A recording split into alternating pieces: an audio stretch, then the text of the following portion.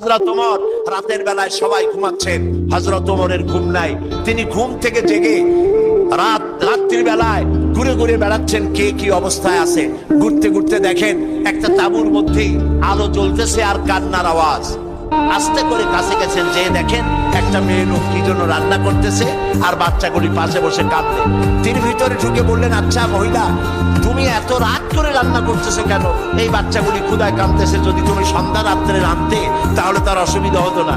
মেয়ে লোকটি বলছে, পথিক, আমি তো তোমার চিনি না, তুমি তো আমার এইভাবে শাসন করতে পারো না। এই যে বাচ্চা ছেলেমেয়েগুলি আর আমরা মদিনার লোক না, পার্শ্ববর্তী দেশ থেকে আসছি মদিনা গভর্নমেন্টের কাছ থেকে সাহায্য নেওয়ার জন্য। ভিড়ের কারণে খলিফার কাছে যাইতে পারি নাই।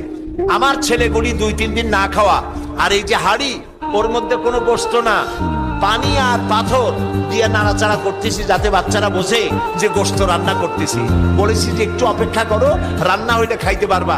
কিন্তু বাচ্চাগুলি এত ক্ষুধার্ত, কোন রকমেই তারা আমার কথা শুনতে চাচ্ছে না, কাঁদতেছে। হযরত ওমর বলেন, এটা শুনে আমার মনে হলো যে আমার পায়ের তলা থেকে মাটি খসে যাচ্ছে। হযরত ওমর বললেন, মা তুমি একটু অপেক্ষা করো, দেখি আমি তোমার কোনো উপকার করতে পারি কিনা। হযরত ওমর দৌড় দিলেন। ইতিহাস বলছি, গল্প না। হযরত ওমর বাড়িতে চলে গেলেন। বৃদ্ধ হযরত আসলামকে ডাকলেন, বললেন, আসলাম বস্তা নিয়ে আসো, বাইতুল মালের দরজা খোলো, বস্তার ভিতরে আটা ঢুকাও, পেঁয়াজ ঢুকাও, তরকারি ঢুকাও। ঢুকাবার পরে বললেন, বস্তা বন্দি করে দাও। বস্তা বান্ধা হলো। হযরত ওমর বলেন, আসলাম রে, এবার এই বস্তাটা আমার মাথার উপরে উঠায়া দাও। হযরত আসলাম বলছেন, আমিরুল মুমিনিন, এই বস্তা বহন করার জন্য আমি খাদেম তো উপস্থিত আছি।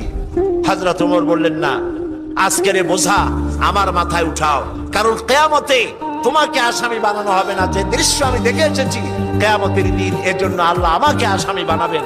আমার বোঝা আমার মাথায় উঠাও। আটার বস্তা মাথায় নিয়ে হযরত ওমর দৌড়তে লাগলেন। অর্ধেকটা পৃথিবীর প্রেসিডেন্ট হযরত ওমর আটার বস্তা মাথায় নিয়ে দৌড়াচ্ছেন। তাঁবুর কাছে গিয়ে বস্তা ফালালেন।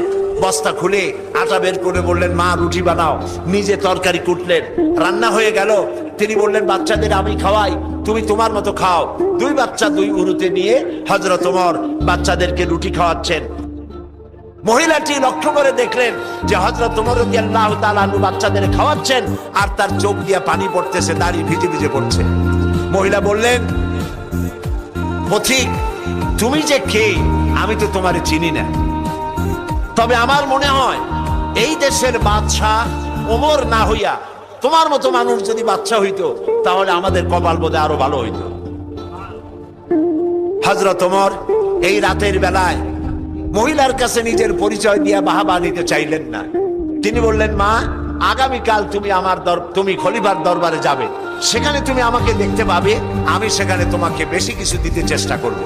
মহিলা পরের দিন হাঁটতে হাঁটতে চলে গেছে খলিফার দরবারে। যায় দেখে চেয়ারের উপরে যিনি বসা, রাতে যিনি আটার বস্তা মাথায় করে নিয়া রান্না করে বাচ্চাদের কোলে করে খাওয়াইছেন, তিনিই তো খলিফা। মেয়ে লোকটি থরথর করে কাঁপতেছিল। কাছে গিয়ে বলছে, আমিরুল মুমিনিন, আমি তো ভুল করেছি, আপনাকে কষ্ট দিছি, আল্লাহর রাস্তায় আমারে মাফ করে দেন। হযরত ওমর দাঁড়ায় গেলেন। বললেন, বুড়ি বললেন, মা আমার কাছে মাফ চাইও না, উল্টা বরং আমারে মাফ করো তুমি, কারণ তুমি বলার আগে আমি খোঁজ নিয়ে তোমার কাছে খাবার যে সময় মতো পৌঁছতে পারিনি, এই জন্য কিয়ামতের দিন তুমি আমাকে আল্লাহর দরবারে আসামি বানাইও না। সুবহানাল্লাহ। এই ছিল ইসলামী রাষ্ট্র।